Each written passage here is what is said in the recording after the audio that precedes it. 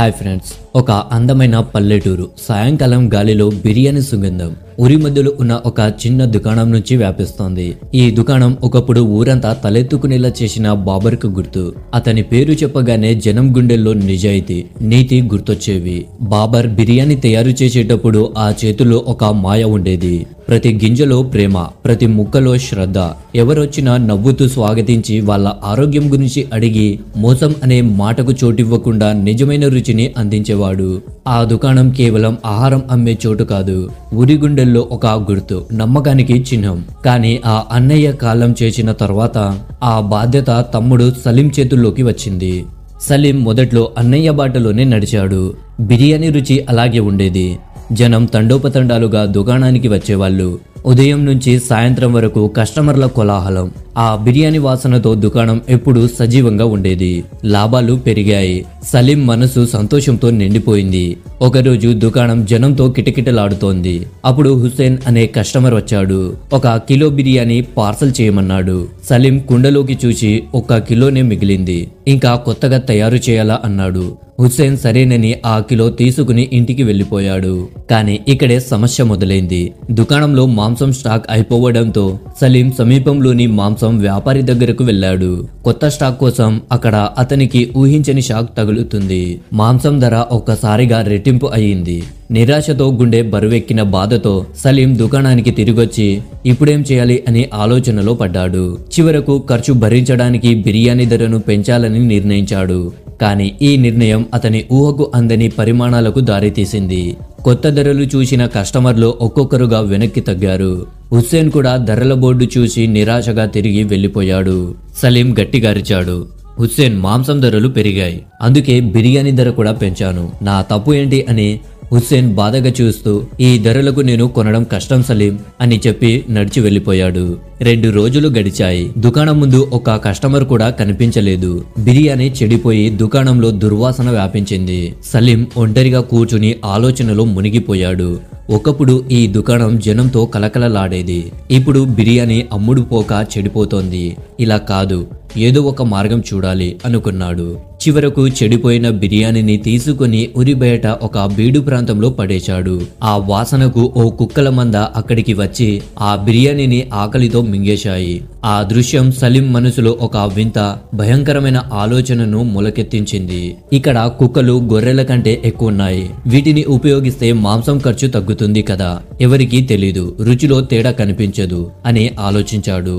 నీతిని, నమ్మకాన్ని వదిలేసి సలీం ఆ దారుణమైన ఆలోచనను అమలు చేయడం మొదలెట్టాడు. కొద్దిగా నిజమైన మాంసం కొని అది కుక్క మాంసంతో కలిపి బిర్యానీ తయారు చేశాడు. పాత ధరల బోర్డు తిరిగి పెట్టగానే జనం మళ్ళీ దుకాణానికి క్యూ కట్టారు. మొదటగా హుస్సేన్ వచ్చాడు. నవ్వుతూ, సలీం, బాగా చేశావు, పాత ధరలు తిరిగొచ్చాయి, నీ బిర్యానీ రుచి చాలా మిస్ అయ్యాను, త్వరగా 1 ప్లేట్ రెడీ చేయి అన్నాడు. సలీం హడావిడిగా 1 ప్లేట్ బిర్యానీ తయారు చేసి ఇచ్చాడు. కానీ హుస్సేన్కి తెలీదు, ఆ బిర్యానీలో కేవలం 1 చిన్న ముక్క నిజమైన మాంసం ఉందని, మిగిలినదంతా కుక్క మాంసంతో తయారైందని. హుస్సేన్ ఆసక్తిగా తినడం మొదలెట్టాడు. కొంతసేపటి తర్వాత ఆగి నవ్వుతూ, రుచి బాగుంది, కానీ 1 ముక్క కాస్త వింతగా ఉంది, ఇలాంటి రుచి ఇంతవరకు చూడలేదు అన్నాడు. సలీం గుండె జల్లుమంది. కానీ నవ్వుతూ, అది కొత్త సప్లయర్ నుంచి తెచ్చిన మాంసం, రుచి కాస్త భిన్నంగా ఉండొచ్చు, ఆందోళన పడకు, ఆనందంగా తిను అని సమాధానం ఇచ్చాడు. హుస్సేన్ ఆ బిర్యానీని ఆనందంగా తినేశాడు. డబ్బులు చెల్లించి ఇంటికి వెళ్ళాడు. కానీ కొన్ని గంటల తర్వాత అతని గొంతులోంచి వింత శబ్దం రావడం మొదలైంది. కుక్క కూతలాంటి శబ్దం. ఆశ్చర్యంతో నవ్వుతూ సలీంతో, ఏంటిది సలీం, నా గొంతులోంచి కుక్క కూతలు వస్తున్నాయి, ఇది సాధారణమేనా అన్నాడు. సలీం భయాన్ని దాచుకొని నవ్వుతూ, అది కొత్త మాంసం వల్ల కావచ్చు, పట్టించుకోవద్దు, 1-2 రోజుల్లో సర్దుకుంటుంది అని సమాధానం ఇచ్చాడు. కానీ ఆ శబ్దం ఆగలేదు, మరింత తీవ్రమైంది. హుస్సేన్ మాట్లాడిన ప్రతిసారి గొంతులోంచి కుక్క కూతలు వచ్చేవి. సిగ్గుతో, ఇబ్బందితో అతను ఇంట్లోనే ఉండిపోయాడు. చివరకు తన భార్యతో కలిసి డాక్టర్ దగ్గరకు వెళ్ళాడు. అక్కడ హుస్సేన్ భార్య, సలీం బిర్యానీ తిన్న నుంచి నా భర్త గొంతులో కుక్క కూతలు వస్తున్నాయి, ఏదో తప్పు జరిగింది అని చెప్పింది. డాక్టర్ ఆశ్చర్యపోతూ, కుక్క బిర్యానీ, జనం గొర్రె కోడి మాంసంతో బిర్యానీ తింటారు, కుక్క మాంసం ఎక్కడి నుంచి వచ్చింది, రుచి ఎలా ఉంది అని అడిగాడు. హుస్సేన్ కోపంగా డాక్టర్ రుచి గురించి కాదు, నాకు చికిత్స కావాలి అని అరిచాడు. డాక్టర్ నవ్వుతూ చిన్న ఆపరేషన్ చేస్తే ఈ శబ్దం ఆగిపోతుంది అన్నాడు. హుస్సేన్ భయపడగానే అతని గొంతు ఒక్కసారిగా సాధారణమైంది. డాక్టర్ నవ్వి, అరే ఇప్పుడు కూతలు ఆగాయి కదా, ఆపరేషన్ అవసరం లేదు అన్నాడు. ఇంతలో హుస్సేన్ భార్య సందేహంతో సలీం దుకాణానికి వెళ్ళింది. అక్కడ జనం కిటకిటలాడుతున్నారు. బిర్యానీ తింటూనే ఉన్నారు. ఆమె గట్టిగా అరిచింది, సలీం నీ బిర్యానీలో ఏం కలిపావు? నా భర్త తిన్నాక కుక్కలా కుస్తున్నాడు. జనం ఒక్కసారిగా స్తబ్దమయ్యారు. ఒక కస్టమర్, మేము కూడా కుక్క మాంసమే తింటున్నామా అని భయంతో అడిగాడు. జనం కోపంతో ఉగ్గిపోయారు. మేం నీ మీద నమ్మకం పెట్టుకుని వచ్చాం, నీవు మమ్మల్ని మోసం చేశావు అని అరిచారు. సలీం భయపడి దుకాణం నుంచి పరిగెత్తాడు. కొందరు కస్టమర్లు పోలీసులకు ఫిర్యాదు చేశారు. పోలీసులు వచ్చి దర్యాప్తు చేసి సలీం కుక్క మాంసం కలిపినట్టు నిర్ధారించారు. అతన్ని అరెస్టు చేసి జైలుకు తీసుకెళ్లారు. ఊర్లో ఈ వార్త పాకింది. జనం ఆగ్రహంతో దుకాణం ముందు ఆందోళన చేశారు. సలీం మోసాన్ని ఖండించారు.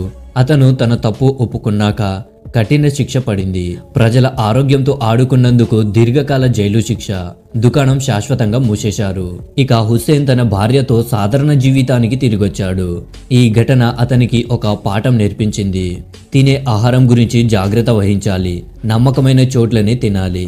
ఊరు కూడా ఈ ఘటన నుంచి ఒక పెద్ద పాఠం నేర్చుకుంది. నీతి నిజాయితీ లేని చోట ఎంత పెద్ద దుకాణమైనా నిలబడదని అర్థమైంది. జనం తమ ఆహారం గురించి, దుకాణాల గురించి జాగ్రత్తగా ఆలోచించడం మొదలెట్టారు. ఈ కథ మనకు చెబుతోంది, నమ్మకం, నిజాయితీ లేని జీవితం ఎంత పెద్ద విజయం సాధించినా ఒక్క క్షణంలో కూలిపోతుంది. ఈ కథ మీకు నచ్చిందా? మరిన్ని ఆసక్తికరమైన వీడియోస్ కోసం మా ఛానల్కు సబ్స్క్రైబ్ చేయండి. Thank you friends, thank you for watching.